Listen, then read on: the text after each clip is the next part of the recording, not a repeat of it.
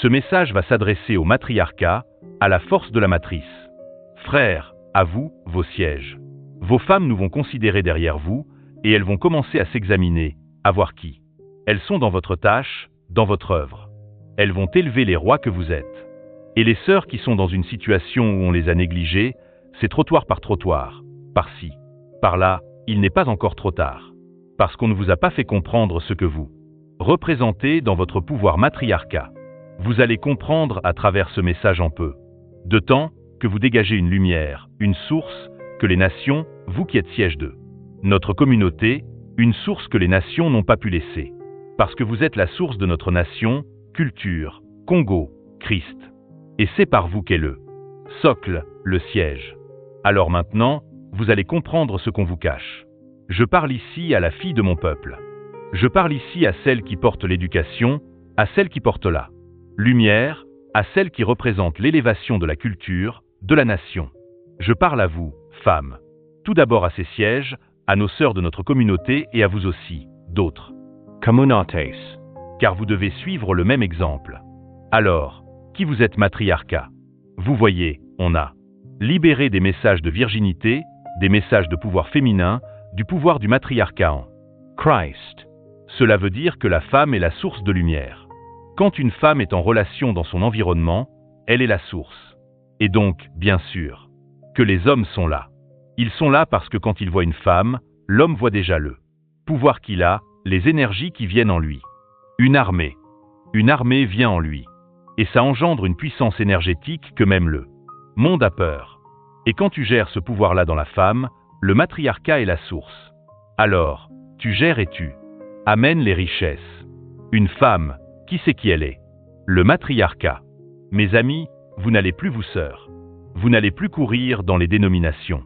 Oh, mon père spirituel, tel frère, par-ci, par-là, de gauche à droite, maison par maison. Et vous négligez votre époux, votre mari. Vous ne savez pas que vous vous tuez. Et votre énergie, vous la communiquez en dehors. Au lieu de communiquer votre énergie dans votre foyer. Combien de sœurs sont trempées? Elles sont là. Elles souffrent parce que simplement, elles donnent leur énergie comme des prostituées, parce qu'elles ne savent pas qui elles sont. On vous a caché ces choses, matriarcat. Vous êtes la source de lumière. Oui, peut-être que tu subis cette situation. Il n'est pas encore trop tard. Commence à être digne, à te respecter et à comprendre qui tu es. Et commence à être fidèle. Dans ton foyer. Fuis ton pasteur là. Fuis tes frères là. Fuis tes tromperies. Reviens à toi. Vous voyez? Je vous laisse, je vous donne ces témoignages d'une sœur et d'autres sœurs. Pour faire comprendre le pouvoir du matriarcat dans la loi du genre. La puissance spirituelle des femmes est volée dans les églises.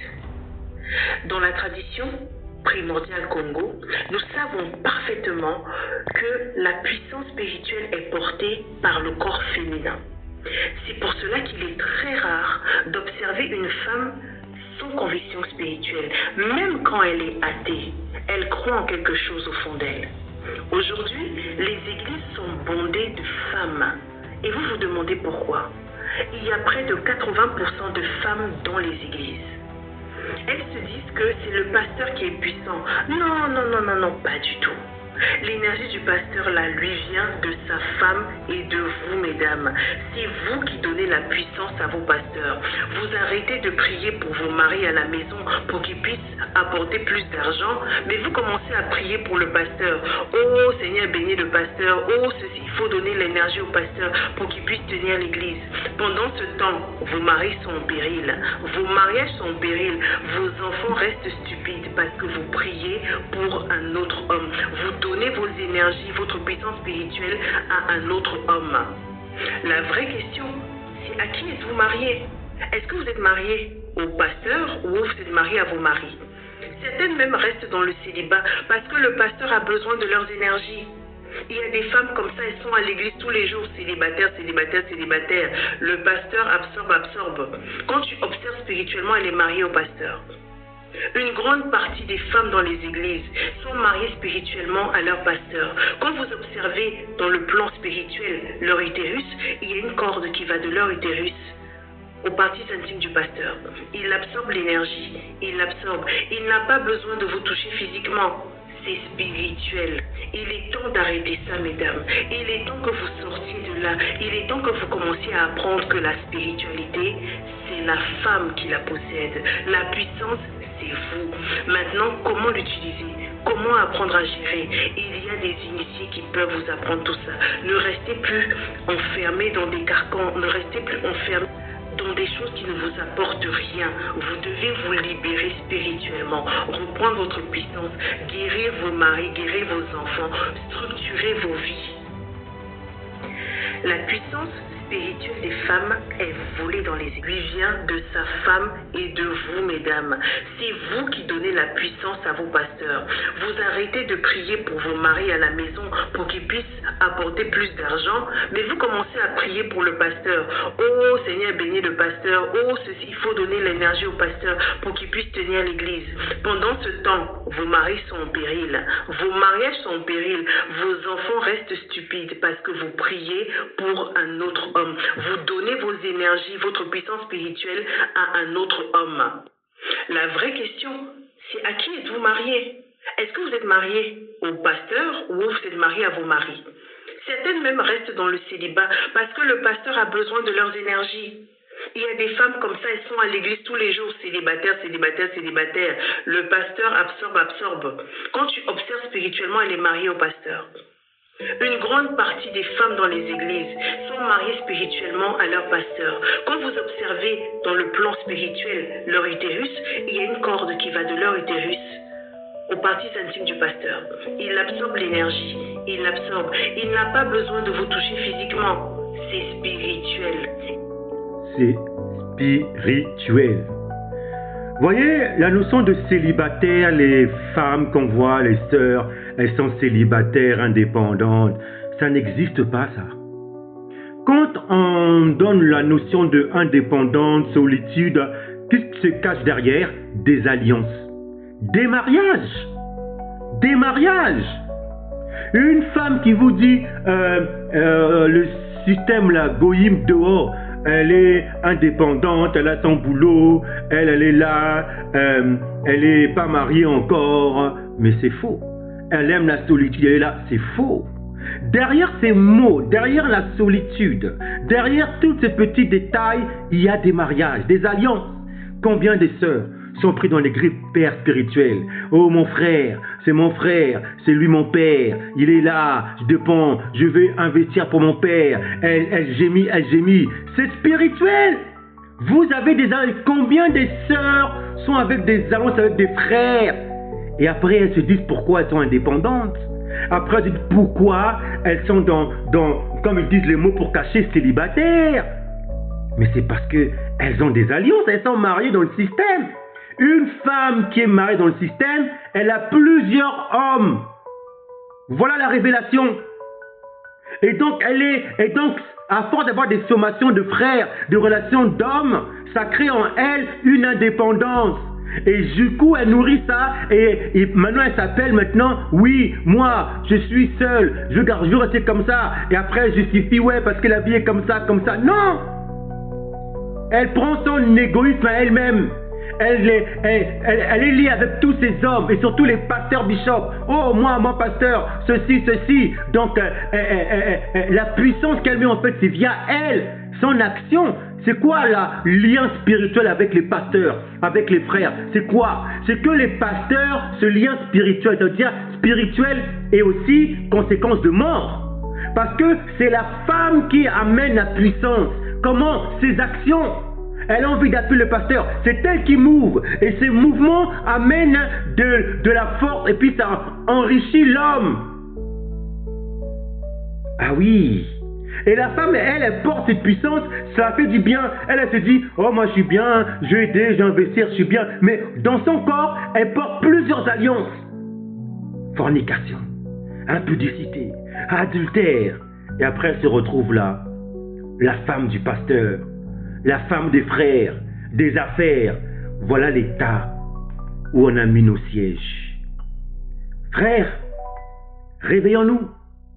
Voilà où sont la plupart de nos sœurs. Elles qui avaient la gloire, elles sont arrivées au niveau de la bestialité. lui la fille de Sion. Maintenant, elle restaure cela. Sœurs, femmes, vous restaurez votre vie. Si tu écoutes ce message-là, à l'instant tu le reçois, eh bien, il faut savoir une chose, que on est tous tombés morts. C'est quand tu reconnais l'ombre d'où tu viens, quand tu reconnais l'immérité, c'est là que tout commence ta vie. C'est là que tu vas restaurer ton corps. De la femme indépendante, de la femme blablabla. Maintenant, tu vas restaurer ton sacré. Parce que chez la culture Congo, la femme est sacrée. Et tu vas restaurer ça en Christ lumière. Et là, maintenant, tu vas te centrer sur toi-même, l'assemblée des sœurs, l'assemblée des femmes. Et tu vas commencer à t'aligner avec ton rôle de la terre. Le côté matriarcat, la terre, le textile, les affaires au niveau du champ, l'alimentation, toutes ces choses-là au niveau de la femme.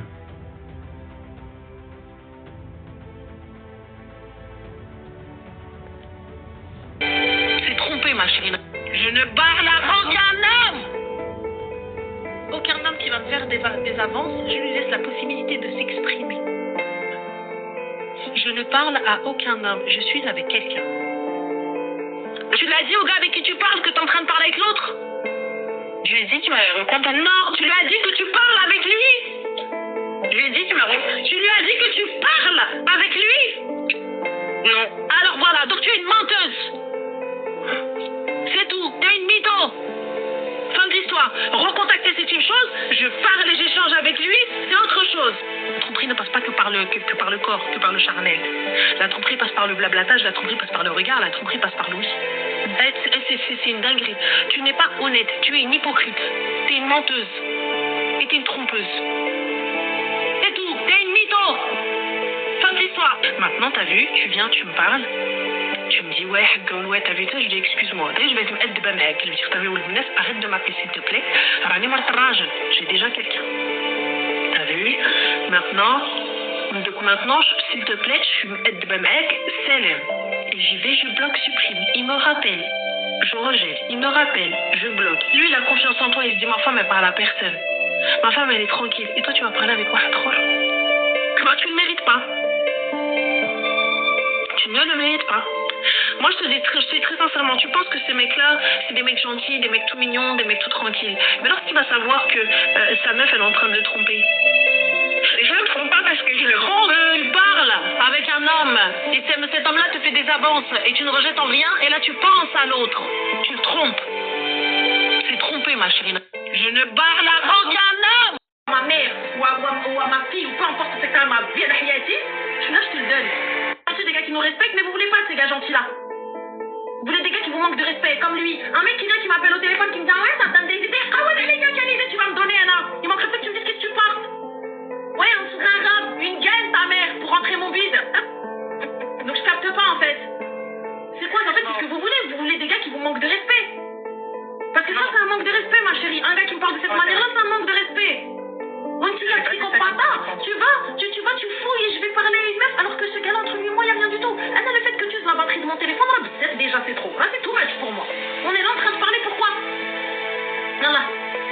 On est là en train de parler, pourquoi 6 heures au téléphone? Je suis là, chaque mec qui me dit, Selem, ça va? Non, je suis là en train de chatter avec lui. Elle est cherchée, j'ai que ça à faire, elle est occupée. Moi, mon temps, il s'estime pas. Mon temps, ça a de la valeur si je te l'accorde. Alors, c'est parce que je t'estime. Si aujourd'hui je décide de prendre de mon temps, au lieu de me le consacrer à moi-même, ou à ma mère, ou à ma fille, ou peu importe ce que c'est à ma vie, je suis là, je te le donne. C'est des gars qui nous respectent, mais vous voulez pas de ces gars gentils-là.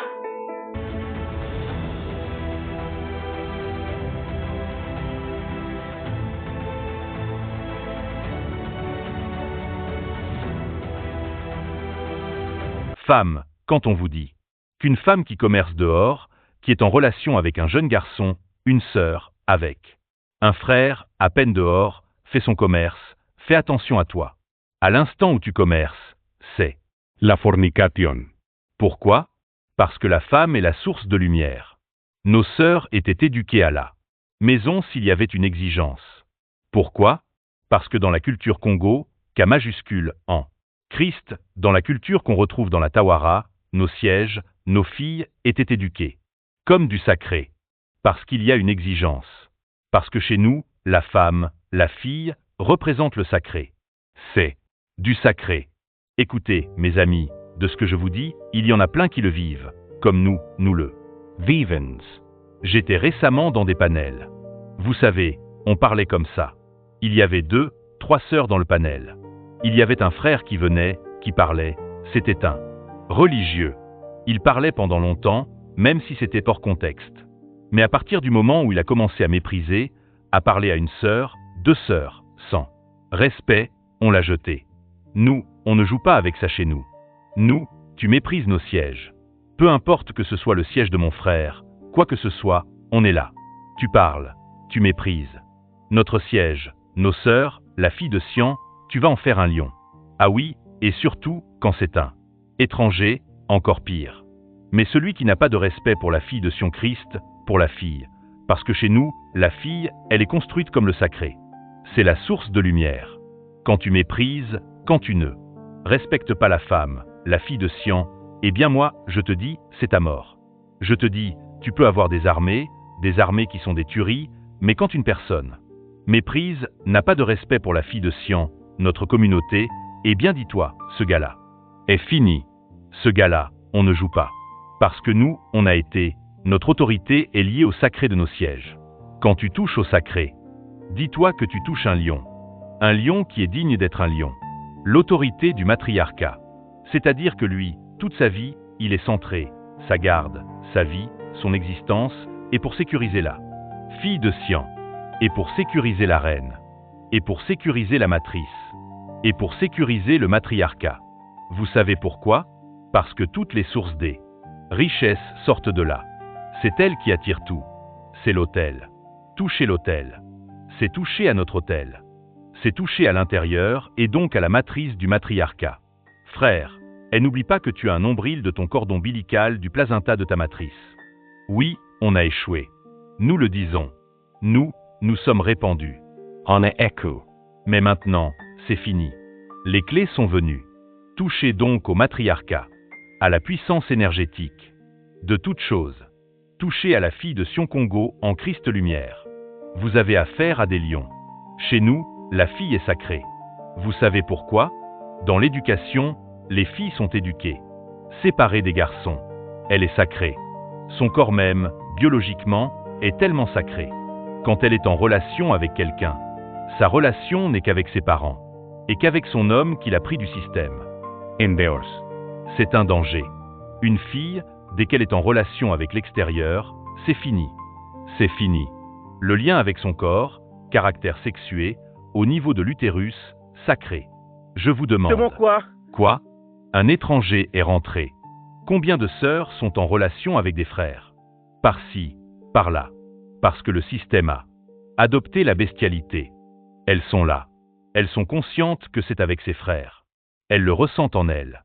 Mais le système de Babylone fait qu'elles baignent et elles meurent. Prostituées de part et d'autre.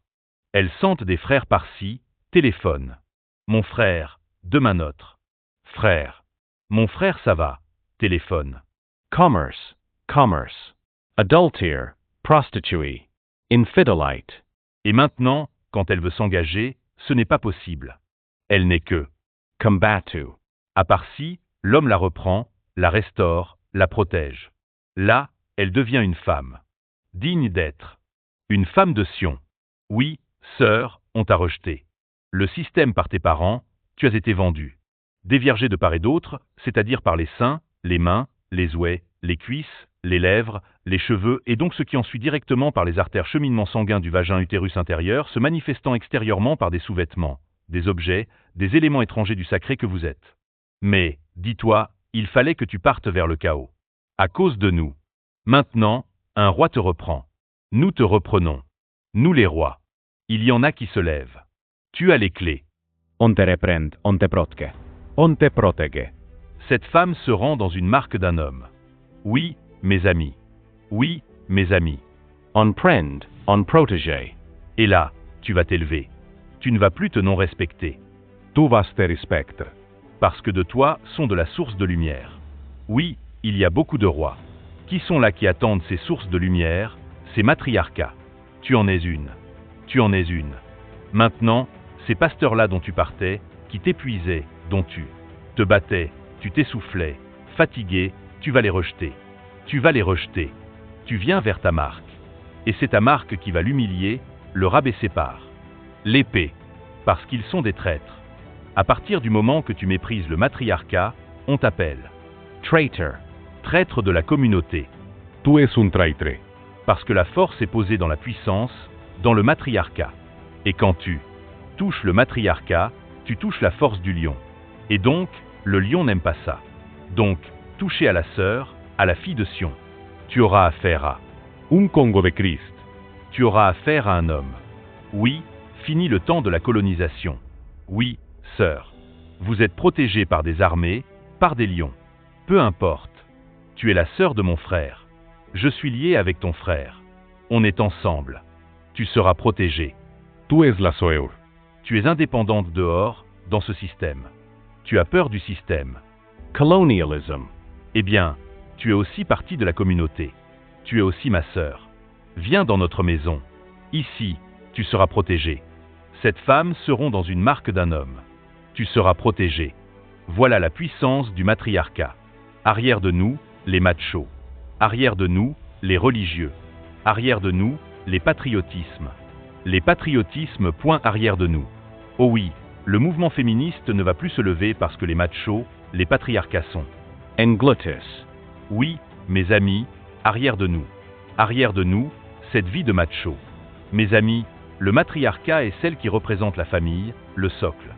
D'ailleurs même, un homme qui méprise son matriarcat est un homme qui se méprise, est un homme qui meurt. Pourquoi ? Parce que même le matriarcat, dans son engagement, dans son contrat familial, dans son contrat du mariage, le matriarcat, la femme, elle va juger dans son comportement via l'homme, via l'écart qu'elle a reçu de sa famille. C'est-à-dire ses frères, donc l'angle de ses enfants, le père, les enfants, parce qu'elle était d'abord sur une autorité et c'est en fonction du contrat de la famille qu'elle va faire l'écart et qu'il y aura le jugement entre l'acceptation de son mari. Comment est-ce qu'il va agir et c'est la femme qui va représenter ça par les sentiments. C'est ça chez nous le Congo. Voilà pourquoi quand il y a un problème dans le couple, on va du côté de la famille du matriarcat. L'oncle, le père du matriarcat. Vous comprenez ? Vous comprenez ? C'est comme ça chez nous. C'est comme ça, c'est pour amener la miséricorde. Donc ça veut dire quoi ? Ça veut dire l'homme qui méprise le matriarcat. Vous savez qu'est-ce qu'il fait en fait ?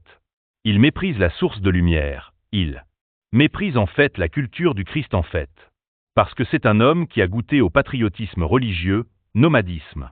Et donc c'est normal qu'il contredit, il se bat. Il contredit la vie en Christ parce que le matriarcat est simplement l'alignement de la vie en Christ tout simplement. Ça veut dire que l'oncle maternel est tout simplement le père structurel des enfants et le père biologique, lui, il est simplement l'image du père biologique. Lui, il donne simplement l'image interne, intérieure au niveau des enfants. Mais l'oncle matriarcat, lui, il donne l'héritage physique et l'oncle, le père biologique, c'est l'héritage interne. Vous Comprenez? C'est comme ça.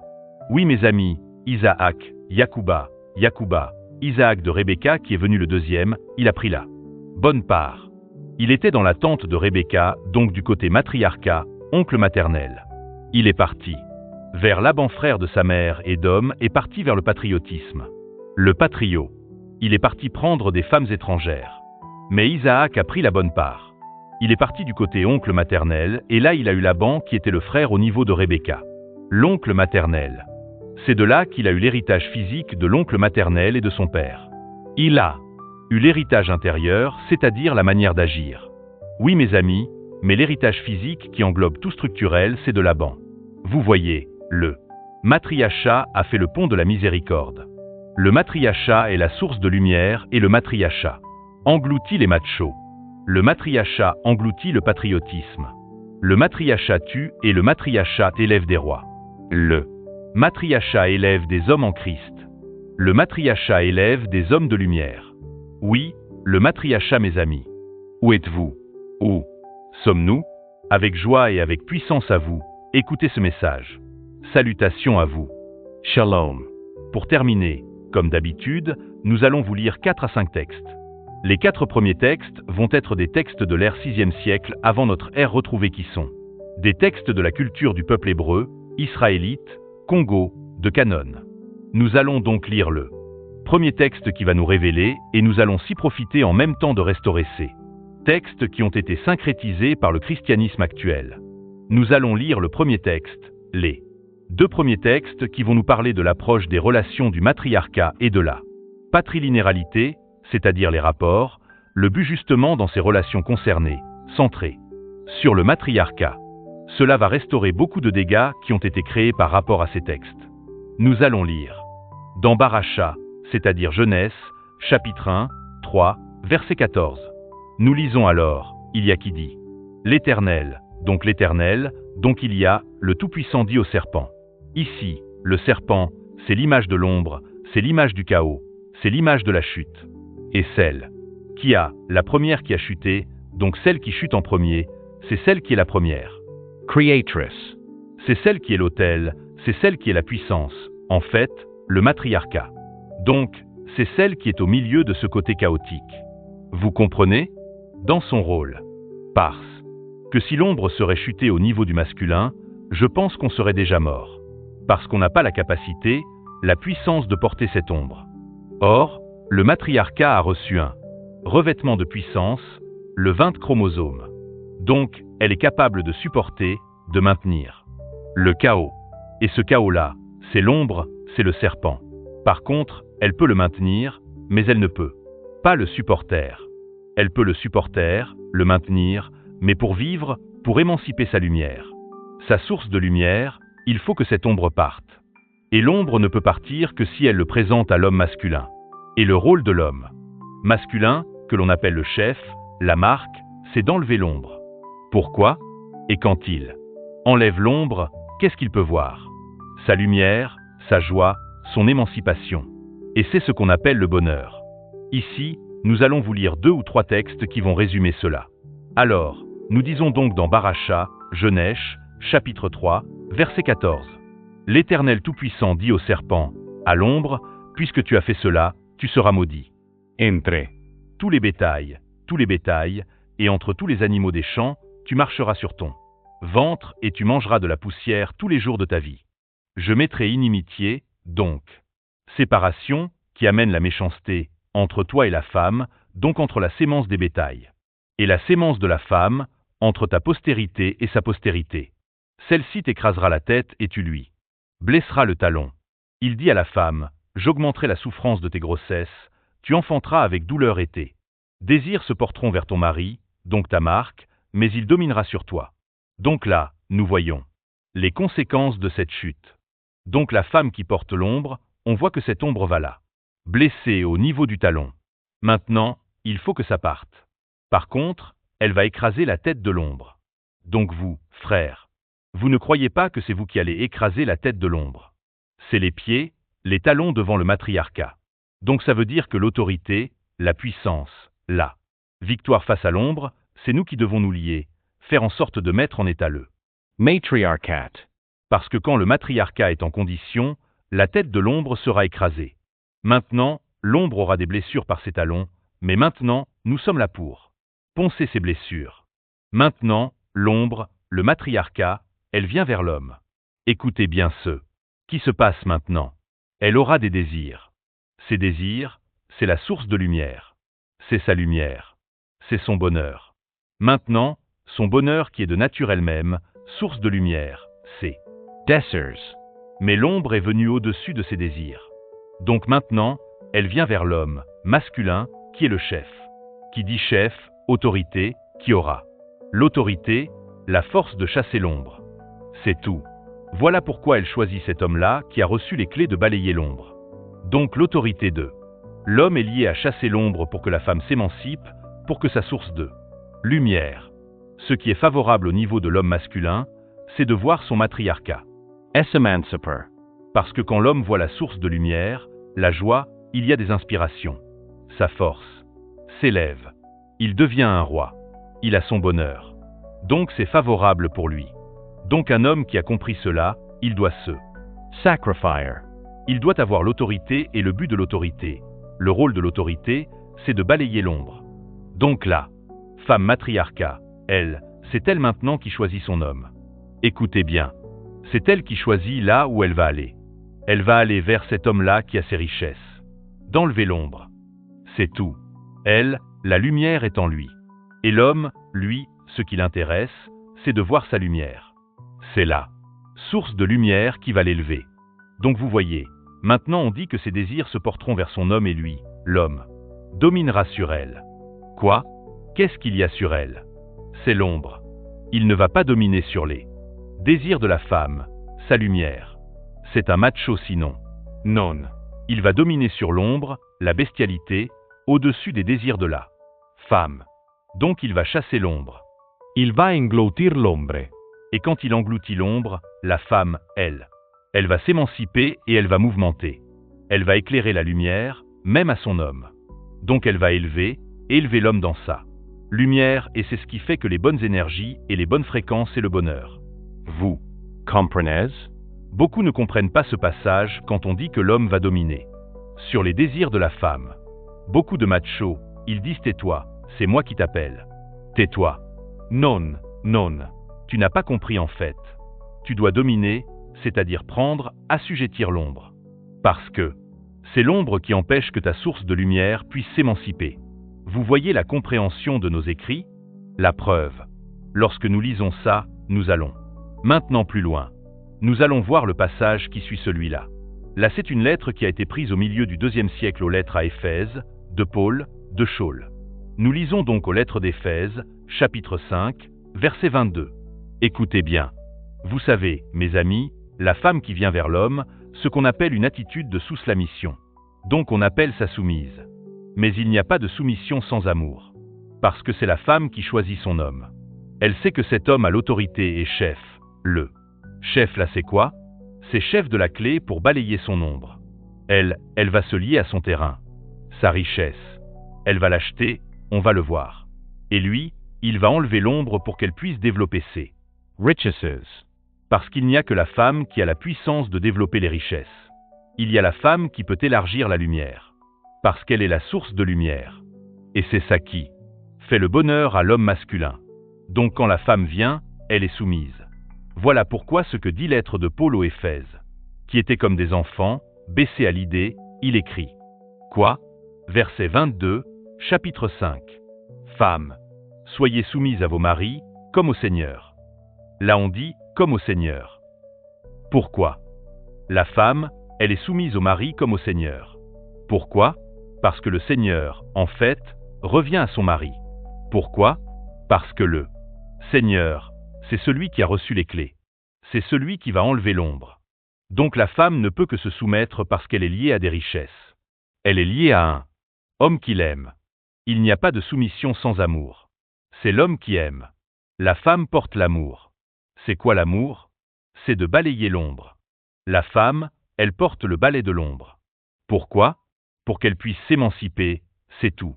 Donc il y a la soumission, c'est parce qu'il y a de l'amour. Il n'y a jamais de soumission. L'homme qui dit « soumets-toi », c'est un macho. Parce que chez nous, la notion de soumission ne se dit pas. C'est naturel. Parce que la femme choisit son homme. Vous comprenez? Soyez soumise à votre mari, comme au Seigneur, car le mari est le chef de la femme. Là, on dit « chef », c'est l'autorité marque. Ça veut dire d'enlever l'ombre. Comme Christ est le chef de l'Église, qui est son corps, l'Église a ses familles, et dont il est le libérateur. Or, de même que l'Église, la famille, est soumise au Christ, à la lumière, les femmes aussi, doivent l'être à leur mari, en toutes choses. Maintenant, écoutez bien le verset 25. Ça suit. Marie, aimez vos femmes, comme Christ a aimé l'Église et s'est livré lui-même pour elle, afin de la sacrifier, après l'avoir purifiée par l'eau et la parole, afin de faire paraître devant lui cette famille glorieuse, sans tache, ni ride, ni rien de semblable, mais sacrée et irrépréhensible. Vous avez vu? And I ride. Donc, l'homme doit dominer sur l'ombre pour que sa femme ne puisse pas avoir des rides. Parce que c'est sa source de lumière. Vous voyez ce passage qu'on ne comprend pas? Donc, la dominance de l'homme vers la femme, c'est par rapport à l'homme, sur ses désirs. Et ça ne peut faire que du favoritisme. Enfin, ça ne peut qu'être favorable à l'homme, puisque ça emmène sa source de lumière. Il s'élève par rapport à ça. Et la femme, elle s'émancipe. Tout simplement. Maintenant, ici, vous voyez que la femme, elle, est liée au niveau du mari. Donc là, on a parlé, en fait, des rôles. Donc, il y a soumission parce qu'il y a de l'amour. Vous, Voyez, et quand l'homme domine, dominance veut dire autorité. Chef, ça veut dire sur l'ombre. Donc, si toi, tu as ta femme qui est là, c'est parce qu'elle sait que tu as des richesses et elle sait que tu es capable d'enlever son ombre. C'est tout. C'est ça qui intéresse. Le reste, elle s'en fout. Elle a toute la lumière en elle. Elle a la beauté. En plus, cette beauté, toi, quand tu la regardes danser devant toi, ça va t'élever, ça va te donner de l'énergie. Comme ces pasteurs qui aiment s'entourer des femmes pour voler l'énergie. Elle a sa marque, elle vient vers des pasteurs comme ça, des frères comme ça. Elle trompe par-ci, par-là. Vous voyez que la femme est une cataclysme. Donc, vous devez savoir qui vous êtes. Maintenant, quand on dit que la femme, desquelles, elle, au niveau du contrat-mariage, du mariage marital, la femme, quand elle vient vers l'homme, pourquoi? C'est elle qui vient parce que la famille de la femme vient parce qu'elle choisit. Donc, elle épouse la richesse de l'homme. Donc, la famille de la femme ne peut qu'épouser si l'homme est riche. S'il n'a rien, elle ne va jamais épouser. Elle ne va jamais choisir. Voyez-vous les machos un peu? Ne montrez pas, soumets-toi. Elle est soumise, c'est un amour, c'est à des richesses. Mais aujourd'hui, les femmes on le ramène à l'ignorance pour qu'elles se marient religieusement. L'homme, il est efféminé, c'est un religieux, il n'a aucune capacité, il se marie. Et la famille de la femme l'accepte tel qu'il est comme ça. Non. Vous devez savoir, vous les filles de Sion, vous êtes dignes, vous êtes des matriarcats, des sacrés. Donc, vous devez aller vers cet homme qui est capable, qui a des richesses. Maintenant, pourquoi? Parce qu'à partir du moment que la femme voit son homme, elle va épouser les richesses de l'homme. C'est quoi les richesses? C'est les richesses capables de se courir en termes de primaire, secondaire. Pourquoi? On vous lise dans le proverbe, on dit que la femme sage acquiert son champ et elle développe. C'est quoi acquérir? Acquérir, c'est acheter. Comme on dit, la vérité s'achète, acquiert, acheter. Donc, quand la femme vient vers l'homme, la femme achète le terrain. Maintenant, elle qui était locataire, elle a acheté le terrain. Mais comment est-ce qu'elle a acheté le terrain? Par son corps, par le sang versé, le sang de la dévirginité dans le sens pureté, dans le sens parfait. Maintenant, quand la femme, toi qui viens, déviergée par le système, tu viens, tu achètes son terrain parce que tu as vu que c'est un homme qui est capable d'enlever tout son ombre du système du dehors hors du camp. Donc, tu viens vers elle, tu viens vers lui et quand tu donnes ton corps à cet homme-là, tu l'achètes. C'est ça, acheter. Une fois que ton corps a été donné, le lien s'est fait. Le mariage est déjà lié entre vous deux. Et donc, maintenant, le terrain que tu as acheté. Maintenant, tu es propriétaire du terrain par rapport au lien fort. Et l'homme il devient locataire. Donc, mes frères, chez vous là, vous n'êtes plus propriétaire de votre maison. Normalement, la Maison, c'est votre femme qui est propriétaire. Mais, il y a votre nom dans la maison et le prénom de votre femme. C'est parce que vous êtes la sécurité. C'est le nom qui protège. Mais, c'est la femme qui est propriétaire de votre nom. Donc, ça veut dire que comme elle est propriétaire, elle a la puissance dans la maison. Est-ce que vous comprenez? Maintenant, vous, dans votre rôle, vous êtes locataire. Et ce qui est logique, puisque c'est elle qui porte l'éducation, qui développe tout, elle est propriétaire. Maintenant, c'est elle qui est maquillage-chef. Et donc, vous, maintenant, vous la payez chaque mois. C'est votre devoir parce qu'elle fait un très grand travail. Même ce que vous donnez avec votre sacrifice d'amour n'est même pas valable par rapport à tout ce qu'elle fait. Mais, malgré tout, la mesure est courte, elle accepte ces choses. C'est tout. Donc, elle devient propriétaire du terrain et vous, locataire. C'est ça, le mariage. Donc, dans le mariage, la femme est propriétaire de votre maison parce qu'elle est liée à la maison, à la terre. Et toi, l'homme, tu es le locataire, donc tu la protèges et tu la paies tous les jours, tous les mois. Vous comprenez? Parce que c'est elle qui développe tes richesses. Voilà, en quelque sorte, c'est écriture qu'on lit quand on dit que la femme acquiert son choix. En fait, elle achète, elle devient propriétaire et après, elle est manager. Elle développe ses choses et l'homme, il est là pour chef, marque, c'est-à-dire enlever l'ombre, qui empêche à la femme de s'émanciper. Mais la femme, Si elle est là, c'est parce qu'elle a vu en toi une richesse. Alors maintenant, taisons nos frères et protégeons le matriarcat parce qu'elle est source de lumière. Voilà donc, mes amis. Et maintenant, on va parler de la beauté de la femme comme celle dans nos sages. Dans nos Proverbes 5, c'est-à-dire quand on dit que la sagesse ne crie-t-elle pas, l'intelligent n'œuvre-t-elle pas ça. Voix. Et plus loin, dans le verset 22, l'IA m'a possédé dès le commencement de ses voix, avant ses œuvres les plus anciennes. J'ai été établi depuis tantôt. Donc là, dans ce passage de Proverbe 8, versets 22 à 31, 30, je lis, j'étais à l'œuvre auprès de lui et je faisais tous les jours ses délices jouant sans cesse en sa présence, jouant sur le globe de sa terre et trouvant mon bonheur parmi les fils de l'homme. Donc, la sagesse est la première créatrice, c'est le matriarcat, c'est la matrice. Donc, frères, on ne peut que se sacrifier, œuvrer, pour protéger le matriarcat. Vous comprenez? Si on a compris ça, on ne peut pas mépriser parce qu'elle est la source. Si tu maîtrises la source, tu te tues, tu te maudis toi-même. Tu comprends? Tu dois faire en sorte qu'elle soit émancipée, sans tache, ni ride, que sa lumière sorte. C'est déjà elle, c'est sa source de lumière. Mais quand ça sort, ça va vers toi, tes entrailles, ça donne une énergie, des inspirations et de la vie. Et au port, tu seras vu au port et tes richesses vont venir.